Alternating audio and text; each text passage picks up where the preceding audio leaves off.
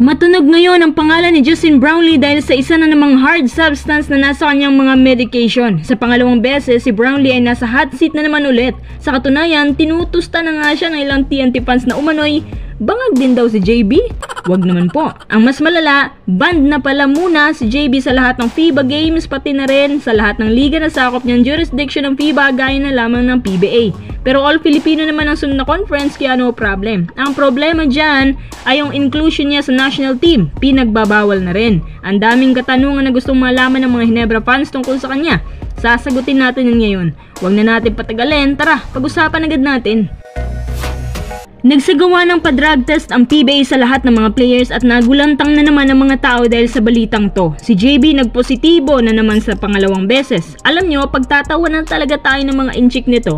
Teka, tanong pala ng karamihan, bakit naulit na naman to at ano ang mga posibleng sanctions? Ganun ba kalala ang mga tinitake niya? Or ang tanong nila, may kinalaman ba yung game for injury sa issue na to? Una sa lahat, diretsuhin na natin. Totoo po, si Justin Brownlee gumagamit ng mga gamot na hindi pa natin narinig before sa ibang mga atleta. Pero bakit? Base sa mga abogado ni Justin Brownlee, sila ho ay may pahintulot na gamitin to. Prescribed daw to mula sa US dahil ang substance na ito, recreational medicines lamang. Itong recreational na gamot, yung gamot na pinapahintulot para lamang sa may importanteng purposes para gumaling agad gaya ng mga injuries or para laban ng mga allergies. Sa madaling salita, para gumaling ka agad. Kaya kung ang tanong nyo ay kung may kinalaman ba to sa game for thumb injury, masasabi ko po na may kinalaman nga dahil ayon sa kanyang doktor, tinake ito ni JB para sa pain reliever at maging komportable siya. Subalit ang sa case ni JB dahil nga nahaluan daw ng hard na substance, kaya para sa ibang doktor, hindi ito pwedeng gamitin as a recreational. May mga droga kasi na hindi natin pwedeng banggitin dito na mahigpit talagang pinagbabawal. Kung ang tanong nyo ay pinapaboost ba minsan ng medicine na yan ang performance ni JB? Ang sagot ayon sa kanyang abogado, well, hindi naman daw. Tanging pure medication lang yan at hindi para gumanda ang performances niya sa finals. Alam nyo kahit sa NBA bawal nga yan. May iba talaga na ban lifetime ang parusa.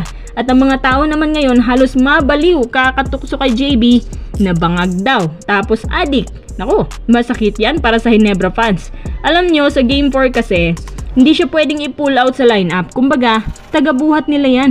At napaka-crucial pa ng game na yun. Kaya kahit injured, hindi ka pwedeng umupo. Hindi ka pwedeng magpahinga. Kaya si JB, gumawa na rin ng paraan para maibsan ang sakit na dala ng thumb injury. Ngayon ito FIBA, nabalitaan ng nangyari kay JB. At ayon sa mga sources na mukhang hindi raw magiging maganda ang kaparusahan na to para kay JB. Baka nga kasi indefinite suspension ang ibibigay sa kanya. FIBA pa talaga ang gagawa. Mas malala na yan. Pangalawang beses na kasi. Kaya expect the worst case scenario at mas mabigat na parusa. Bukod dyan, magsasagawa na rin ang investigasyon ng FIBA kahit pa magsisimula ng Philippine Cup. Ang mas masakit yung nadawit ka na naman sa substance issue, talo pa. Ngayon pa lang ako'y nagpapaalam na kay JB kasi ayon sa mga sources, may kalabuan na raw kung si JB pa ay kukunin ng Ginebra sa Governor's Cup. Mas mabuti pa nga na ipahinga na si JB sa basketball kasi bugbog na masyado. Tapos aging na. Anyway, kahit ganyan na nangyari, nagpapasalamat pa rin naman ang mga Gilas fans sa mga heroics niya. Ay nako, madudungisan pa yata yung magandang records niya. Parang si Kiefer Ravena lang no? Pero at least hindi na ulit. Nakuha niya yon sa kanyang ininom daw. Si JB nung nangyari to, parang nagdududa na tuloy ang iba na baka may ginagamit kaya ang galing. Gayunpaman, ang hatol ng FIBA ay kailangan niyang tanggapin. Dahil bawal talaga. Mukhang matutuloy na nga siguro itong si Ange Kwame replacement or kung hindi, pwede namang yung ibagay ni Miles Powell or Boatwright or kahit sinong import na madaling maka-adjust at pamilyar na sa system nila. Paalam JB, sino kaya ang susunod sa kanya?